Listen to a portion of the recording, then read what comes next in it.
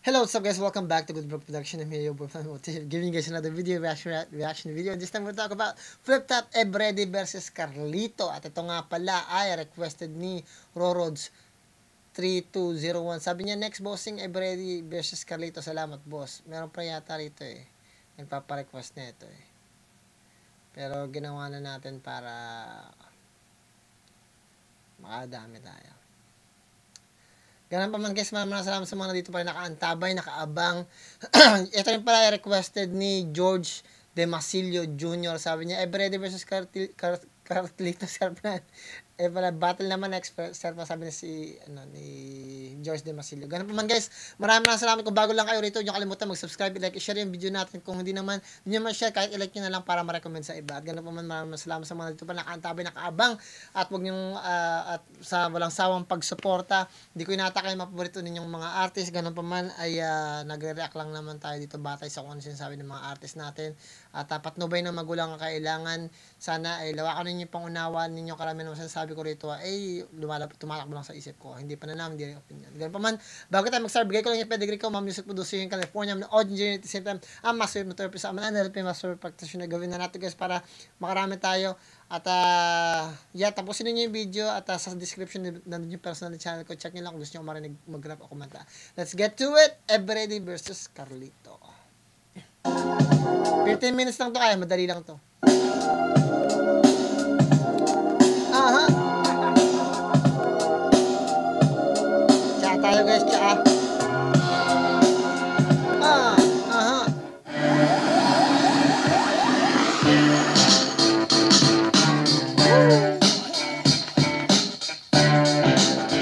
11 days ago.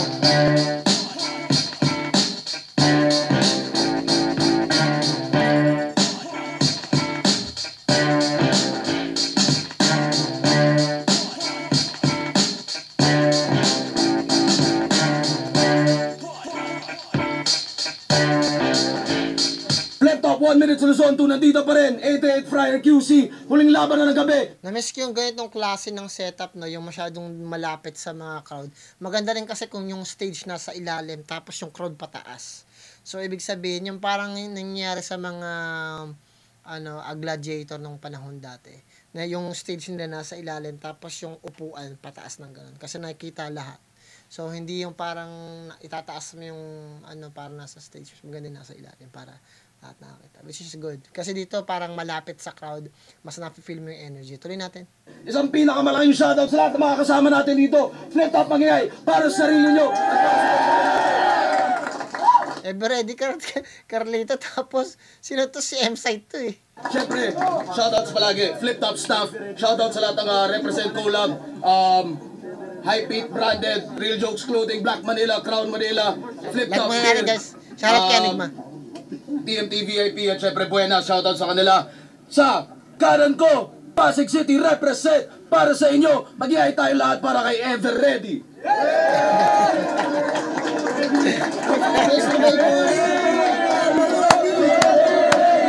Crown Manila, shoutout sa High Beat at pagpasensyahan nyo na kung ano yung pwede namin may bigay ngayon. Short trip pero excited daw.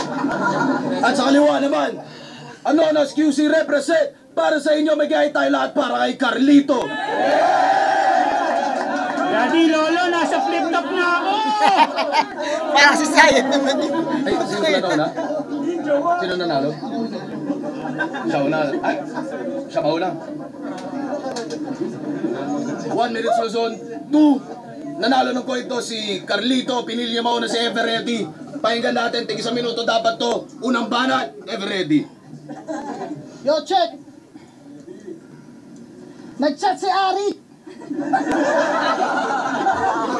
Sabi niya, Sai, laban ka 1 minutes. Sabi ko, may sayad ka ba? Okay. Baguhan pa lang ako, hinahamon na kita, di ba? Kaya lang maarte ka. Kailangan ko pa palang magpanggap na baguhan, makalaban lang kita. Kaya nag-tryouts ako ulit. Kasi trip ko. Ikaw pinag-tryouts ka ulit. Kasi need mo. Nilagay ka sa small room para makontrol yung kulit mo. Kaso lang teritoryo ko to rin. Welcome sa silid ko! Nagdaliwan tayo dito, palagi kang muntik, manalo. At ikaw ay naparito para kalusin. Kampiyon ang napiling hamunin. Kaya pala kalas tornilyo. Kasi you got nothing to loosen. Kaya Nothing bago to lose. tapusin. So, andyan na yan. Tornilyo, Hindi na pwedeng mag-back out to. Ito sa sobrang rodi lang basta sasayad, Carlito. Diretso smackdown to. Celestial mode, sobrang strict na preparation. Di na basta sulat to. Nakalink ang application, parang QR code. Walang ibabalatong segundo. Punto por punto. Nakatodo sa promo, parang bagong produkto. Huwag ka magchuchok. Huwag ka magchuchok. Oh, pinapaalala ko lang. Bago pa magkalimutan. Ayan ang bilin ha. Pero makikita nyo mabibigti pa rin at ako makikita nyo hihigit sa limit niya. Pagkabitin, pagkahila, pagtaas, yung expectation nyo, nasa ceiling na.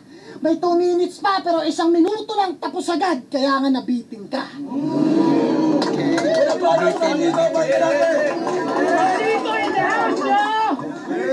Maganda yung pinamalas ni Everready. May galit ka ba kay Sayad?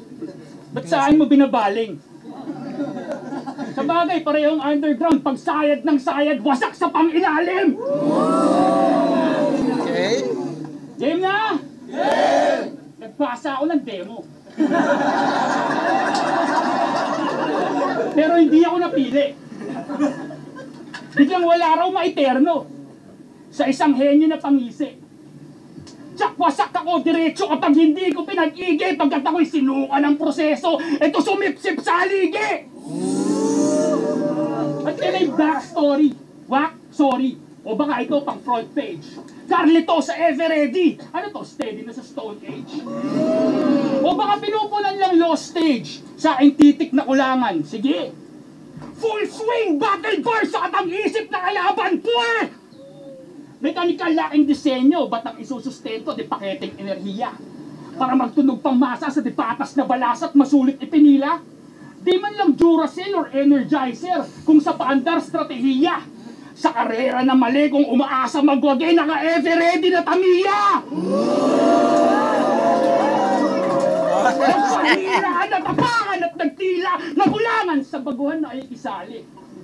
Nagpabibo na yurakan, nagresibong uupakan at nantsyadong mamamatay gago! Kung gusto mong manalo, di porke gusto mo, makukuha mo! Bale! Kung ayaw mong matalo, hindi porke ayaw mo, hindi na mangyayari.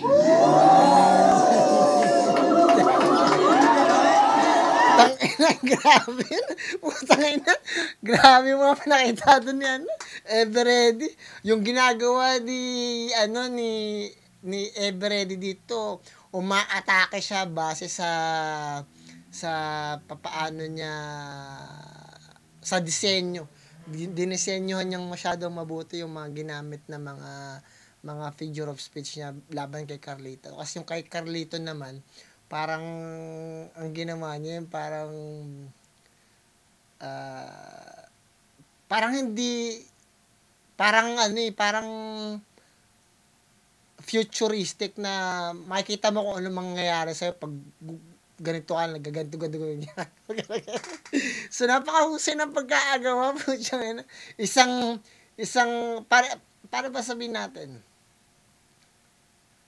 Siguro pagdating sa I'm just gonna be honest guys mas nakita ko mas effective yung ginawa ni Everready dahil may nangyari na, 'di ba? Kasi parang nabitin ka kaya ka nagkaganito, ganito ka. Yung kay Carlito kasi more on like a threat Parang may threat, parang may pananabik doon. Kaya very intensity din yung ginawa ni Carlito kasi may pananabik.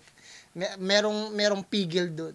At yung pigil na yun nagbibigay ng intensity na shit, parang ganun kasi hindi siya walang atake. Kumbaga parang inambahan ka talaga. Yung kay Everready naman parang tinamaan ka na. Yun yung nangyari. Tinamaan ka prematurely pero tumama pa din. Pero yung kay Carlito, yung parang di ba kakabahan ka, parang oh shit. Masyadong malagim yung pagbabanta ni Carlito kaya masama sa loob para nakakaano, di ba? Kaya ang laki din ng impact. So doon mo makikita yung difference kung paano ginawa yung yung effective na pag-atake at yung effective na pag-threat sa'yo. Diba? Napakahusay. Tuloy natin. Pero syempre, kung papipiliin ako, dun ako sa tumama. Pero at the same time, hindi ko dinidisregard yung ginamit ni Carlito na estilo. Pwede rin siyang manalo doon. Kaya lang, nasa preference na ng judges yun, di ba? Kasi para sa akin, effective din yun eh. Kung yun yung preference ko. Pero nagustuhan ko yung may tumama muna tayo. Tuloy tayo dito sa second round. Pahusay, napakahusay. Doon mo makikita yung kalidad talaga ng mga bare. Paano ginagamit ng mas efektibo. Na kahit ano pang anggulo gamitin mo, kahit simple lang talaga, meron talagang puntos. Basta malinaw at maayos mong inihayag. Tuloy natin.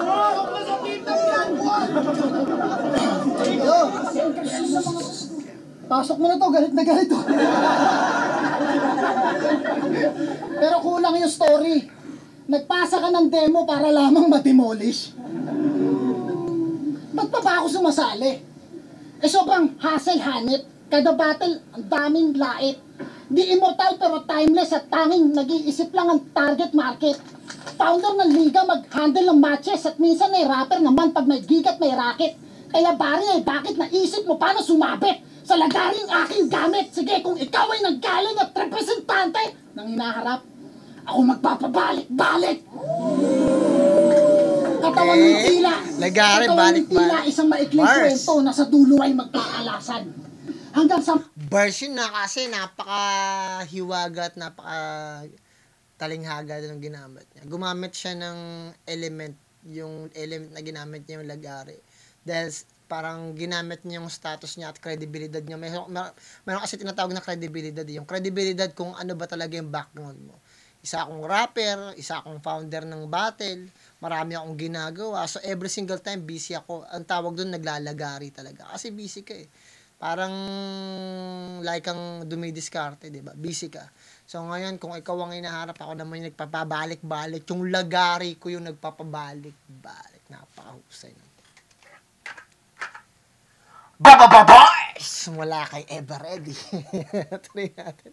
Sa magparte-parte, ito na yung ebidensya ng bintang nyo na ambagan. At yung ulo magsisilbid buko na initak ko tsak wasak bungong niya. Nag-iisa't walang kawangis kahit may biniyak na bunga. Tinig mo ba alingaw-ngaw? Mga hagikik pati kantsaw, nakipagpataasan ng ihe sa pilotong binabalisaw-saw kay... Bars na naman yan, putang yan, napakahusay nun ah. Nakapagpataasan sa ihi sa piloto na binabalisaw. So, kasi paano ka mapapataas ng ihi sa isang piloto? Eh, yung piloto, umiihi yun sa langit. Di ba mas mataas yan? Bars! Mula kay Beredia. Ay, very ano yun ah. Nakipagpataasan ng ihe sa pilotong binabalisaw-saw kahit buwan-buwan akong lumaban, okay lang. Itapat sa mga piling matigas dyan. Wala kang alam kasi may sayad ka lang. Ako buwang na buwang, iba ang pakiramdam. Ibahin mo ako sa mga nakasagupa mo na pag nagawa mo sindakin, nangingilag na. Ngayon ikaw ang siyang masusukatan kapag hindi kita natandya, magaling ka. Aminado, pero hindi sapat yung pagbabaliw-baliwan niya. Kasi kung magaling ang may sayad sa mata ko ay pangkaraniwan ka, malinaw ba? Motos MCs, manood kayo. Konting tip kung paano ba dapat. Pagdidiinan ko lang kung paano ko ito binigyan na tila nagkasumbatan. Siksik man ang mga lapat ay nagawa ko ng banayad. Ngayon nakita nyo kung sinong angat. Alam nyo nang wala tong sayad. Okay. Sayad na sayad. Baliw! May guard!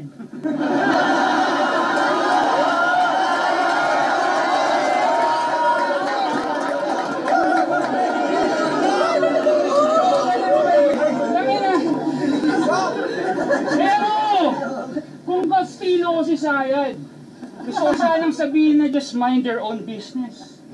Pero putang ina 2024 na, ba't di nyo na nagtanggapin na isayad nakakahawang inis? Pero ang galing. Ikaw yung tipong nakakaisip ng talinhaga habang hinihintay na bumaba yung tubig sa barado na kubeta. O nagamay pagkamakata habang pag-alagala naglalako ng Sampaguita bandang Murato hanggang sa Delta. If na if, siloning impluensya sa bagay. Noong mga panahon nag-a-upsilon mabenta. Baka hindi yun masama, ang siguradong masama. Yung kausap mo ngayon, bumabasa ng sakit at sumusulat ng reseta. Okay. Paninigas pa nga si Thomas, hindi ka adik. Natetano ka nga lang. Ayaw tanggapin sa sarili niyang nahigop niya yung sarili niyang kalawang. Pilosopong hinarang. Hinataw, hinayaang. Magkaroon ng tagas ang baterya na nasayang. Nagpapakadiyos sa alpabeto, tunog Griego kapalitan. Ito bang sinasamba sa motus kapag bugos pagalitan? Kung masundan kanyang yapak ang tinuturing kalangitan, wasak yung alpha nyo't omega. Pag nagamit ng wastupiling mga letra sa pagitan. Sunog! Uli yung bahay, inaalayan nyo na durog. Patunay di kahanay, binabahayan ko yung sunog. Hindi ka anay, binabayan ko yung putang ina yan. Bigat na putang ina yan. Anay, di ka anay. Ayaw ko yung sunog, putang ina, what? Ano daw putang ina yan? Shit! Tingnan natin. Nadurog! Patunay di kahanay, binabahayan ko yung sunog. Putang ina yan. Impossible bars, putang ina. Putang ina yan. Bars! Taka na, Carlito bars si Everready dun. Kasi kahit ako, di ko na, you have to be an immortal para mag-ganon. Taka na, God version, God-like version. Binabahayan ko yung sunog. Putang ina yan. Paano mo na, taka na, impossible bars. Impossible bars. Putang ina mga ganun. Sunog! Uli yung bahay, inaalayan nyo na durog.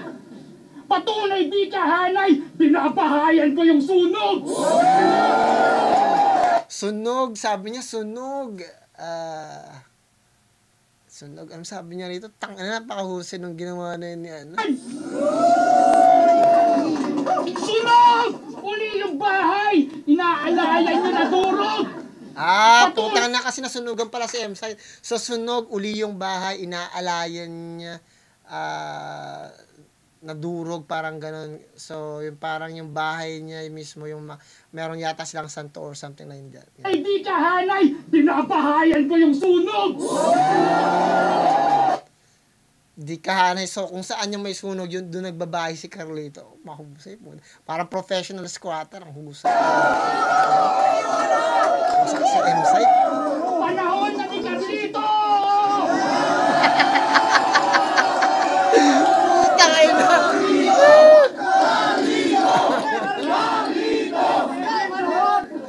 Malaya kang lumusog. Pero ano mang husay na taglay, magkakaroon ng tulog.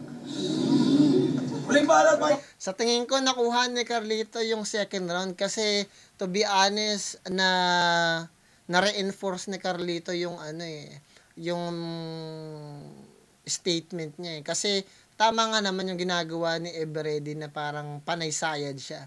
Hindi naman sayad siya eh. So, sa first round, ginagamit yun ni Everready na puro sayad. So, hindi pa siya nagsisink in sa akin. Pero dahil sa second round, na-establish na ni Carlito na hindi sayad to, Carlito to. So, doon parang lumihis na yung punchline ni Everready. Parang, oo nga naman, sino pa tinitira mo? Si Carlito yung nasa harap mo. 'Di ba?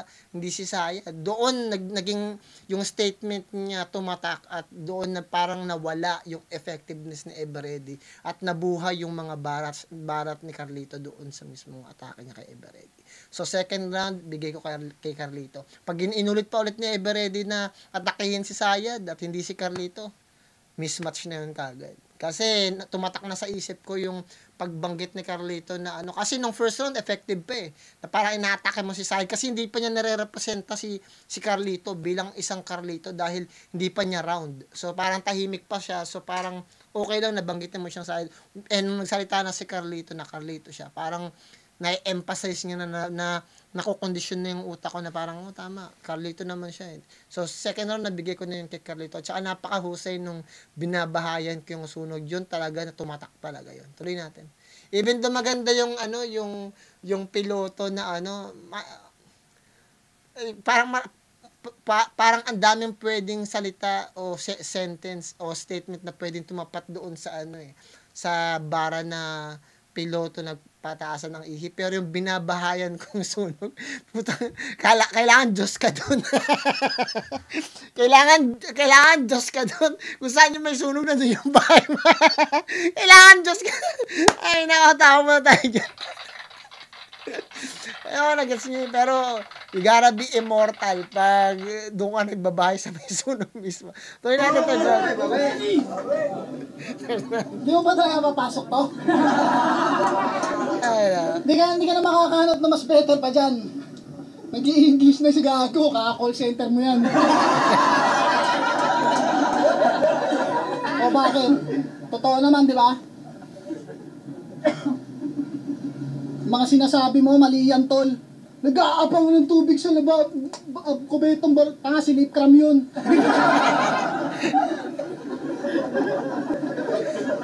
Anong akala mo? Di ko alam yung plano nyo sa akin ni Enigma. Yung ginagawa nyo sa akin. Hindi makakaisa. Kasi natalo siya kay Mot.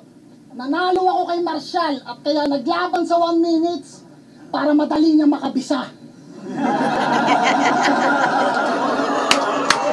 Ang daya mo naman.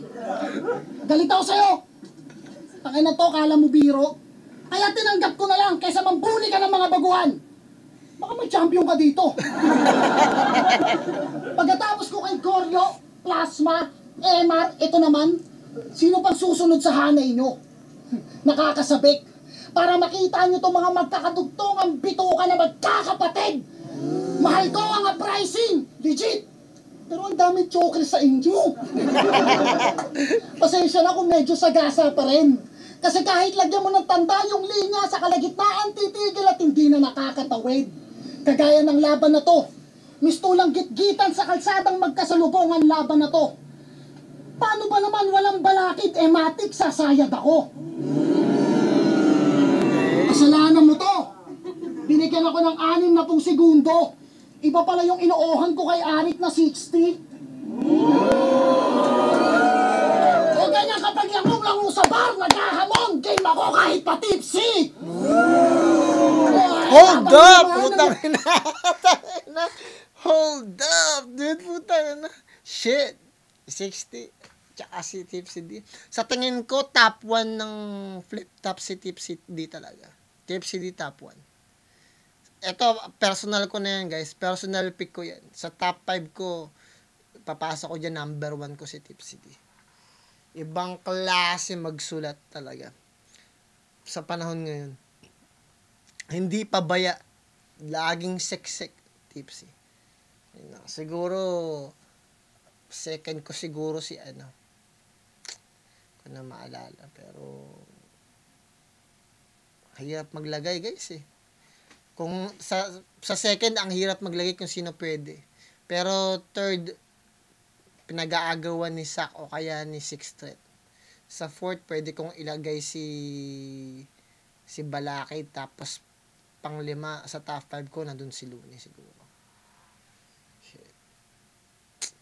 Sayang. Tangana. Sa second, hindi ko lang alam kung sino eh. Pero, I'm pretty sure top 1 si Tipsy. Second, hindi ko alam. But third, pinag-aagawan talaga ni Sak at saka ni Sixth Threat talaga. Pero, shit, di ko alam. Tuloy natin. Labang mo naman, naghahamon ng mga wala sa prime. Bakit ako? Mahigit 1 dekada, halos taon-taon pa akong lumaban. Mga idol, ang salitang ako ang pinaka hindi sinasabi bagkus pinapatunayan. It's about time. Putang na, pinapakita na ngayon ni Everready yung niya. Credibility niya. Sabi niya, siguro it's about time na kailangan ko ng sagasaan lahat. Kasi, rin kasi talaga si M-Site eh. Maano talaga siya, parang hindi siya masyad nakialam, hindi siya naghahamon. Tahimik lang talaga siya, ginagawa niya lang talaga kung anong gusto niya. But this time parang gusto niya nang i-take over yung flip top, which is a good behavior. Magandang competition yun. Tuloy natin. Tanda na tayo. Iba-iba na ng prioridad. Yung iba, tutok na sa trabaho. Sige, habang isa-isa kayong nagre-retiro, ako makikipagpukpukan pa sa mga bago. Hindi mo sukat akalain na kung ikukumpara walang limitasyon para sa akin. At ngayong nagtagalog na ako, Rick, inuna ko yung malalalim. Kaya si Carlito biglang naging sayad, hubad ng mas tara! Hindi ka nababagay rito, tangina mo! Bukas, labas, sara!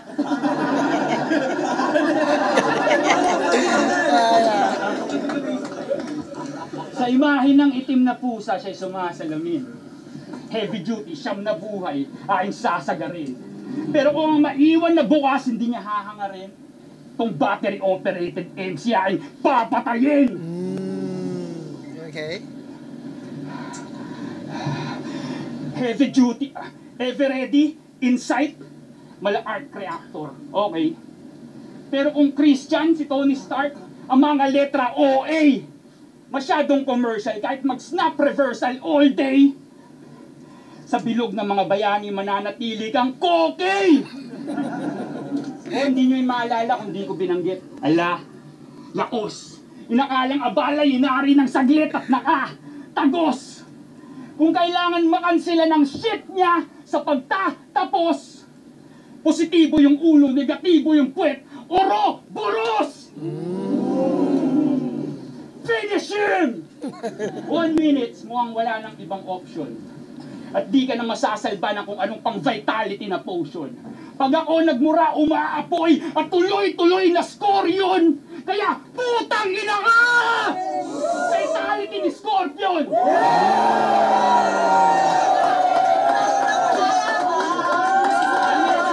Dito ba kayo para sa laban niyo? Flip top 1 minute. Sa tingin ko, nakuha ni Everready yung even though, siguro dahil lang sa intensity. Pero, kung ako bilang isang stricto na magja-judge, ibibigay ko kay Carlito kasi para ibanggit si Everready ng sayad which is Carlito nga yung kalaban mo. Pero dahil nga okay pa rin, dahil pasok pa din siguro, ayaw niyang kilalanin yung Carlito. Depende sa idea ni Everready. Pero kung bilang stricto, yung third round, pwede kong ibigay kay Carlito kasi Carlito nga Carlito. Pero, ganun pa man, sa tingin ko, nakuha pa rin ni Everready yung third round, so ibibigay ko yung third round sa kanya. Kasi